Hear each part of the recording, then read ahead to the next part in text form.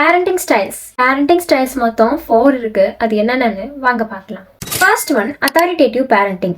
இந்த பேரண்டிங் ஸ்டைல்ல parents children's மேல கேர் அண்ட் கண்ட்ரோல் ரெண்டையும் ஈக்குவலா ஷோ பண்ணுவாங்க. ஃபார் எக்ஸாம்பிள் பசங்க 2 மூவில சூர்யா அண்ட் அமலா பாலோட parenting style love and care ரெண்டுமே ஈக்குவலா இருக்கும். அண்ட் ஆல்சோ இதை குட் பேரண்டிங் ஸ்டைல்னு சொல்றாங்க. Second one authoritarian parenting. இந்த பேரண்டிங்ல பார்த்தோம் அப்படின்னா கேர் ரொம்ப கம்மியா இருக்கும், கண்ட்ரோல் ரொம்ப ரொம்ப அதிகமா இருக்கும். For example Emmagan movie, Don movie. இப்போ எம்மகன் மூவி எடுத்துட்டோம் அப்படின்னா அப்பா தம் பையனை ரொம்ப கண்ட்ரோல் பண்ணுவாங்க.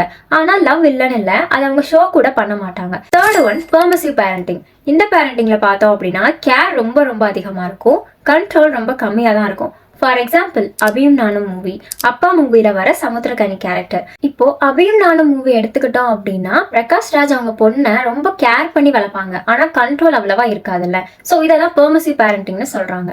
Fourth one neglectful parenting. இந்த பேரண்டிங் ஸ்டைல லவ் அண்ட் கேர் ரெண்டுமே ரொம்ப ரொம்ப கம்மியா இருக்கும். தன் சில்ட்ரன்ஸ் என்ன பண்றாங்க அப்படின்றது கூட தெரியாம இருப்பாங்க. ஃபார் எக்ஸாம்பிள் காற்றின் மொழி மூவில ஜோதிகா அண்ட் அவங்க பார்ட்னரோட பேரண்டிங் ஸ்டைல். அந்த பையன் என்ன பண்றான் அப்படின்றதே அவங்க பேரண்ட்ஸுக்கு தெரியாது, அவங்கவுங்க வேலையை பார்த்துட்டு இருப்பாங்க. அண்ட் அவன் பண்ண விஷயத்தினால கிரியேட் ஆகிற இம்பாக்டை வச்சுதான் அவங்களுக்கு அவன் அதெல்லாம் பண்றானே தெரிய வரும். ஸோ இதை தான் நெக்லெக்ட்ஃபுல் பேரண்டிங் ஸ்டைல்னு சொல்றாங்க.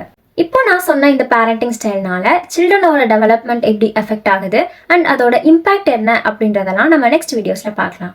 ஸோ இந்த மாதிரி இன்ட்ரெஸ்டிங்கான சைக்காலஜி கண்டென்ட் வேணும்னு நினச்சிங்கன்னா நம்மளோட பேஜை ஃபாலோ பண்ணிக்கோங்க.